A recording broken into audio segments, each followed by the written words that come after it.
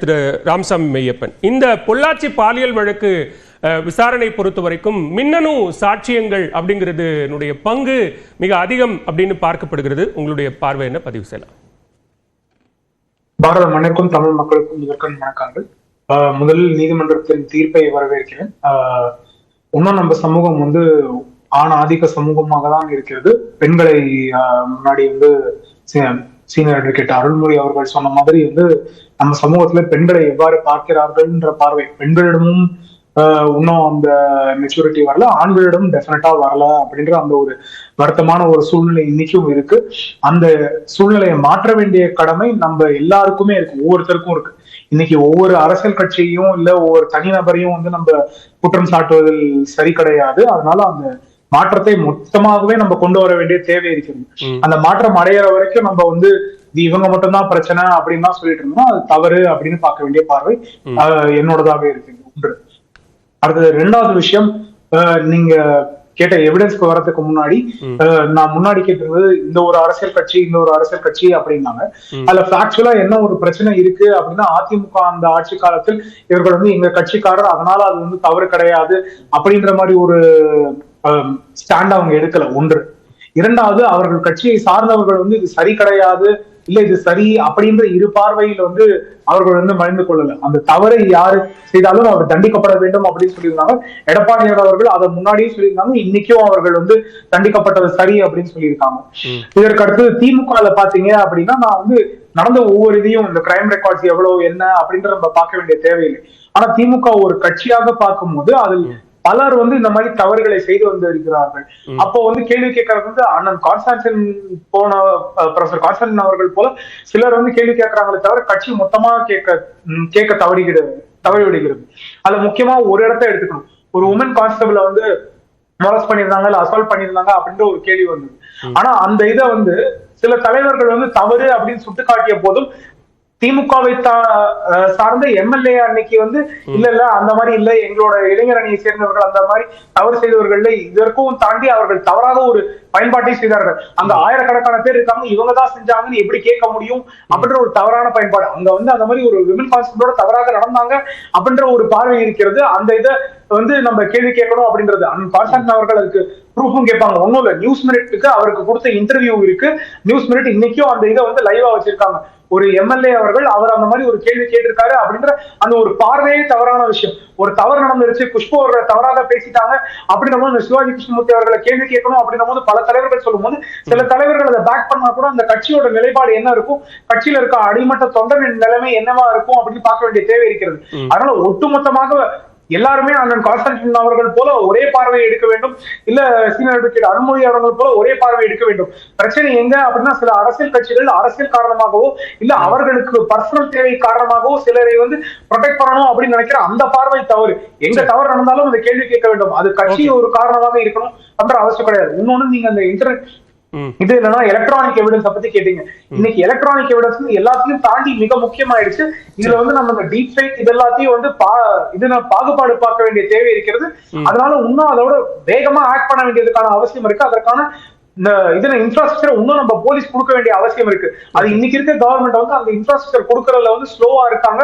அந்த இன்வெஸ்ட்மெண்ட்டும் அதற்கான இன்ஃப்ராஸ்ட்ரக்சரும் இன்னும் ஸ்லோவா இருக்கு, பின்தங்கி இருக்கு அப்படின்ற பார்வையும் இருக்கு. ஓகே, பேசுவோம். திருமோகன், இங்க கோவை மகளிர் நீதிமன்ற தீர்ப்பு அடுத்து இது குற்றவாளிகளால் மேல்முறையீட்டுக்கு செல்லுமா? ஏன்னா ஏற்கனவே உயர்நீதிமன்றத்தினுடைய கண்காணிப்புல தான் இந்த வழக்கு விசாரணை நடந்தது. அவர்கள் முன்னாடி இருக்கக்கூடிய வாய்ப்புகள் என்ன? ஒருவேளை மேல்முறையீட்டுக்கு போகும் பட்சத்தில் தமிழ்நாடு அரசனுடைய ரோல் இந்த விவகாரத்தில் என்னவா இருக்கணும்? மேல்முறையீடு என்பது ஒரு statutory right of the accused convict. அது ஒரு அடிப்படை உரிமை. ஆகவே மேல்முறை செய்யக்கூடிய நிச்சயமாக செய்வாங்க. அவங்க மேல்முறையீட்டுக்கு போனாலும் கூட இந்த வழக்கில் இருக்கக்கூடிய சாட்சியங்கள் ரொம்ப வலுவாக இருக்கிற காரணத்தினால எந்த விதத்திலும் பாதிக்காது. இன்னும் சொல்ல போனால் இன்னுமே கூட நமக்கு இந்த தீர்ப்பை படிக்கக்கூடிய வாய்ப்பு இல்லை. காரணம், இந்த வழக்கு ஒரு பாலியல் வழக்குனால அது டவுன்லோட் ஆகாது, அப்லோட் ஆகாது எப்பயுமே. இருந்தாலும் கூட மேலப்பினாலும் கூட இதில் இன்னும் கூட விடுபட்டு போனவர்கள் பல பேர் இருக்காங்க. இப்போ உயர்நீதிமன்றத்துக்கு போகிற போது அவர்கள் இன்னும் கூட இதை கொஞ்சம் ஆழமாக அகலமாக பார்க்க முடியும். இதில் போகலாமே உங்களுக்கு தெரிஞ்சிருக்கு. இப்போ கோகுல்ராஜ் கேஸில் அப்பீலுக்கு போன போது அப்பீலில் இருக்கக்கூடிய நீதிமன்றமே போய் நேரடியாக பார்த்தாங்க. அப்போ இதில் நீங்கள் சொன்ன மாதிரி மின்னணு சாட்சிகள் மற்றும் இருக்கவங்க இதை யாரெல்லாம் துணை போனார்கள் அப்படிங்கிறத சேர்த்து பார்க்கணும். இப்போ எப்படி கண்ணகி முருகேசன் கேஸில் வந்து சுப்ரீம் கோர்ட் சொல்லியிருக்காங்க, ஒரு காவல்துறை அதிகாரி சம்மந்தப்படாதவர் தான், நேரில் சம்மந்தப்பட, ஆனாலும் அவர் தான் துணையாக இருந்திருக்காருன்றதுனால ஆயுள் தண்டனை கிடைச்சிருக்கு. ஆகவே லாங்கிறது எப்பயுமே இட்ஸ் நாட் ஸ்டாட்டிக், டைனமிக் எப்பயுமே. அந்த அடிப்படையில் இன்றைக்கி இருக்கக்கூடிய விஞ்ஞான வளர்ச்சியில் மேல்முறையீட்டுக்கு போனாலும் கூட இருதரப்பிலேயும் சாட்சிகளையும் வைக்கலாம், இன்னும் கூட விரிவாக கொண்டு போகலாம். ஆனால் எந்த காரணத்தை கொண்டும் இதை வழக்கை பொறுத்து தீர்ப்பு வந்து மிக சரியாக இருக்கிற காலத்தில் மாறாது. என்னுடைய கருத்தாக ஒன்று வைக்க விரும்புகிறேன். நான் வந்து ஒரு மனித உரிமை செயல்பாட்டாளராக இருக்கிறேன். மேற்கு தொடர்ச்சி மலைகளில் வந்து அதிரடிப்படையினால் பாதிக்கப்பட்ட மக்கள் பெண்கள் பல பேர் இருக்காங்க. இது போல பாலியல் குற்றச்சாட்டுனாலவங்க சின்னாம்பதியின் வழக்கில் 3 பெண்கள் பாதிக்கப்பட்டாங்க. உங்களுக்கு கல்பனா சுமதி, பத்மினி போன்ற வழக்கெல்லாம் தெரியும். நான் கேட்கணும்னா, இந்த காவல்துறை என்பது 1861ஆம் ஆண்டு உருவாக்கப்பட்டிருக்கிற காவல்துறை பிரகாஷ் சிங் கேஸில் வந்து இவர்கள் மாற்றப்பட வேண்டும் என்று சொல்லியும் கூட இன்னும் வந்து மாறல, பழைய ஸ்டாண்டிங் ஆர்டர் தான் இருக்குது. ஆட்சிகள் மாறும், ஆனால் காவல்துறை கட்டமைப்பு அப்படியே தான் இருக்குது போகிறாமே. இதை வந்து கலைஞரவர்களே சொல்லிருக்காரு, 75% கெட்டு போச்சுன்னு சொல்லிட்டு. இன்றைக்கி நான் சொல்கிறேன், இந்த காவல்துறை பல இடங்களை பார்த்தேன். அரசை பொறுத்த வரைக்கும் நான் வந்து பாராட்டுவேன். ஆனால் அரசின் தலைவர் சொல்கிற மாதிரி இன்றைக்கி இருக்கிற காவல்துறை இல்லை. உதாரணத்துக்கு பள்ளிக்கரணைங்கிற மேட்டரில் வந்து ஒரு ஆணவ கொலை நடக்குது, அந்த பெண்ணு சாகுறாங்க. அந்த வழக்கில் முக்கியமாக பங்கெடுத்தவங்க யாருன்னா, பாதிக்கப்பட்ட பெண்ணுடைய அப்பா வந்து ஆளுங்கட்சி சார்ந்தவர் இருக்காரு. அதில் வந்து சிபிஐ கேட்குறாங்க, சிபிஐக்கு ஏன் ஊக்கெடுக்கல? இன்னைக்கு வடகாட்டில் பார்க்குறோம். ஆகவே நான் என்ன சொல்கிறேன்னா, காவல்துறையை முழுக்க நாம் இதில் வந்து நியாயப்படுத்த அவசியமே கிடையாது. காவல்துறையும் ஆதிக்க சக்திகளுக்கும் மற்றவர்கள் தான் துணையாக இருக்காங்க. அதே சமயத்தில் வந்து ஆளுநர் கட்சி யாராக இருந்தாலும் சரி, அவர்கள் தவறுன்னு சொன்னால் அவங்களை களெடுக்கணும், அப்புறப்படுத்தணும். பாதிக்கப்பட்ட பெண்களுக்கு இந்த வழக்கை பொறுத்த வரைக்கும் இழப்பீட்டு தொகையை நீதிமன்றம் அறிவித்திருக்கிறது. அந்த விஷயத்தை எப்படி பார்க்க கொடுக்கணும்? கண்டிப்பாக கொடுக்கணும். இது மட்டும் இல்லை, இது கிருபாரனோட ஜட்ஜ்மெண்ட்டில் வந்திருக்கு. இப்போ வந்து கொடுக்க சொல்லி உத்தரவு இருக்குது. எல்லாம் வந்து இந்த தீர்ப்பு சட்டத்திலே வந்திருக்கு. அதான் நான் சொன்ன பாருங்க, ரிலீஃப் என்பதும் ரெஹபிலிட்டேஷன் என்பது 2 இருக்குது போகிறாங்க.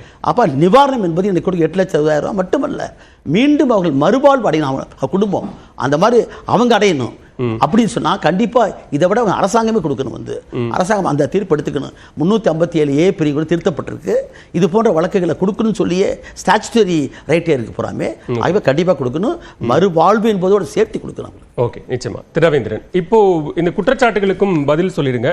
அடுத்த கட்டமாக வழக்கு ஒருவேளை மேல்முறையீட்டுக்கு அவர்கள் போகும்போது இதில் தமிழ்நாடு அரசினுடைய ரோல் என்னவாக இருக்கும் அப்படிங்கிறதையும் உறுதியாக இந்த தண்டனையை உறுதி செய்வதாகவும், இன்னும் தேவைப்பட்டால் அவங்க வாய்ப்பு இருக்குமே. ஏன்னா அப்பீலை பொறுத்த வரைக்கும் உங்களுக்கு மீண்டும் விசாரணையை விட இந்த டாக்குமெண்ட்ஸ் அண்ட் எவிடன்சஸ் தான் அதிகமான இதில் இருக்கும்.